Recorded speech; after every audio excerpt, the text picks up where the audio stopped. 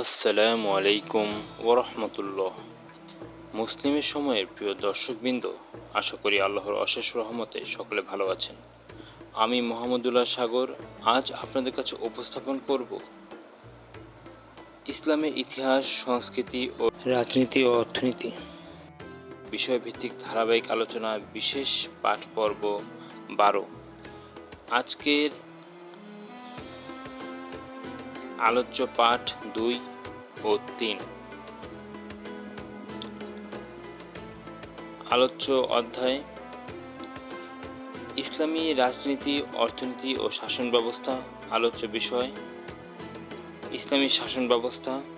আলোচ্য পাঠ 2 ও 3। আউযু বিল্লাহি মিনাশ শাইতানির রাজিম। বিসমিল্লাহির রহমানির রহিম।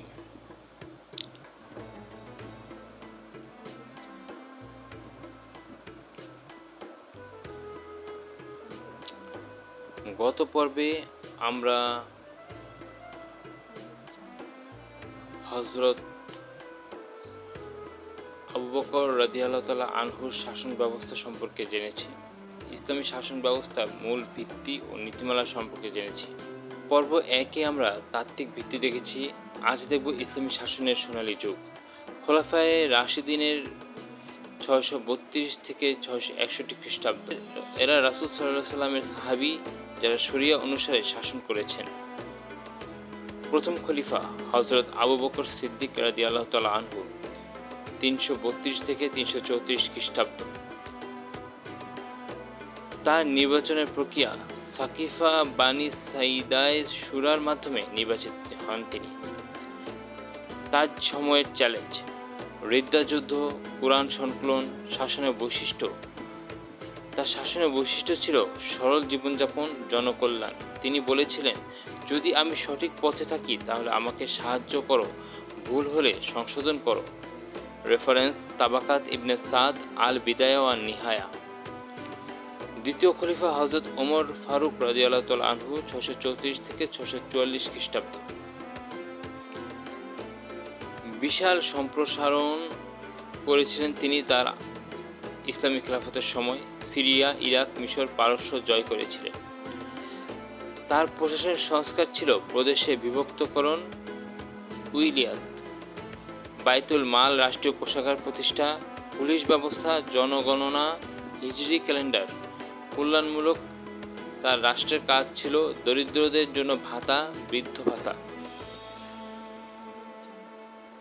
শুরা পরিষদ গঠন করেছিলেন তিনি। ওমর রাদিয়াল্লাহু তাআলা আনহু জবাবদিহিতার ব্যাপারে তিনি বলতেন, যদি কোনো কুকুর ইউফ্রেটিস নদীর তীরে না খেয়ে মরে তাহলে ওমরকে জবাব দিতে হবে।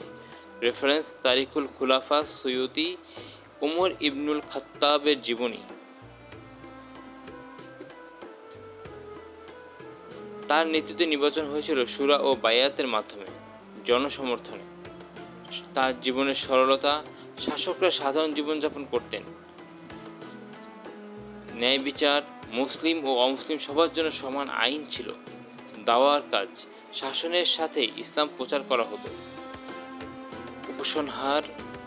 উপসংহার যদি বলি, এই যুগ প্রমাণ করে যে ইসলামী শাসন বাস্তবায়িত হলে সমাজে শান্তি, সমৃদ্ধি ও ন্যায় প্রতিষ্ঠিত হয়।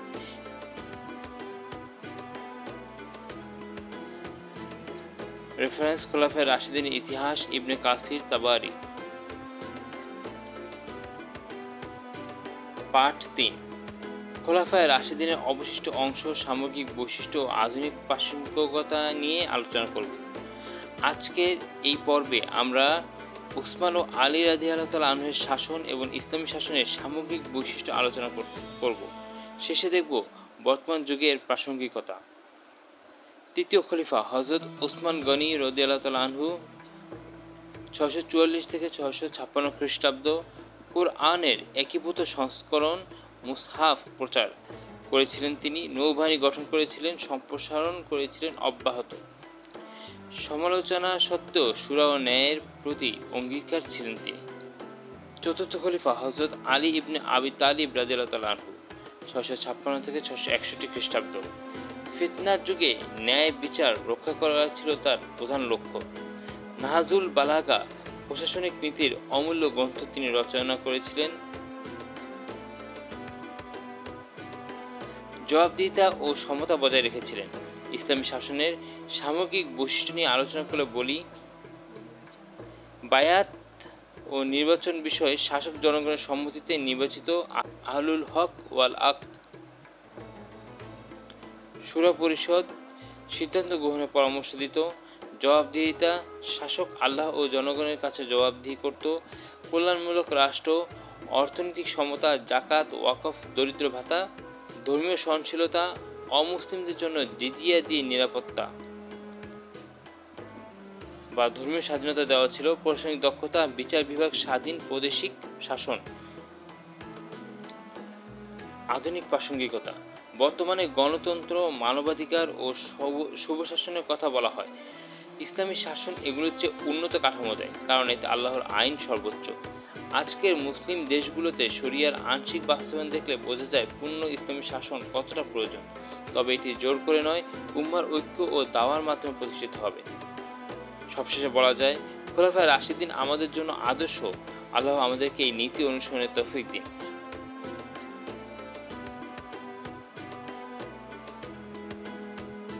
রেফারেন্স: আল কুরআন, সূরা মায়েদা, আয়াত 44 থেকে 47, সূরা 38। নাহজুল বালাগা, আলী রাদিয়াল্লাহু আনহু।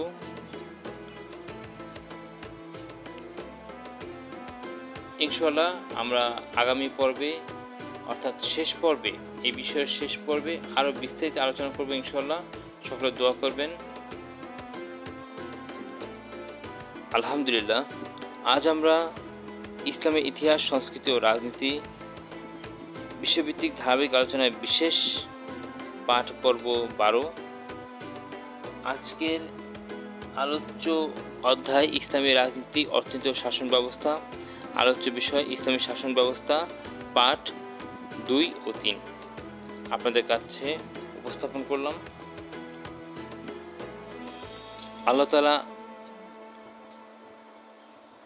আজকের এই আলোচনা হতে আমরা যে শিক্ষা ও ব্যাখ্যা জানতে পারলাম, এর থেকে আমরা শিক্ষা অর্জন করে আমরা যেন বাস্তব জীবনে আমল করতে পারি, আল্লাহ তাআলা সেই তৌফিক আমাদেরকে দান করুন।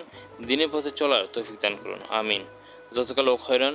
সকলে ভালো থাকবেন, সুস্থ থাকবেন। মুসলিমের সময় চ্যানেলটিকে লাইকস, কমেন্টস, শেয়ার ও সাবস্ক্রাইব করে দিনের কাজে উৎসাহ প্রদান করবেন ইনশাআল্লাহ। পরবর্তী ভিডিও দেখতে ভিজিট করুন মুসলিমের সময় ইউটিউব চ্যানেল এবং পরবর্তী ভিডিও নোটিফিকেশন পেতে বেল আইকনটি প্রেস করে রাখুন। ফলো করুন আমাদের ফেসবুক পেজ মুসলিমের সময়। আসসালামু আলাইকুম ওয়া রাহমাতুল্লাহি ওয়া বারাকাতুহু।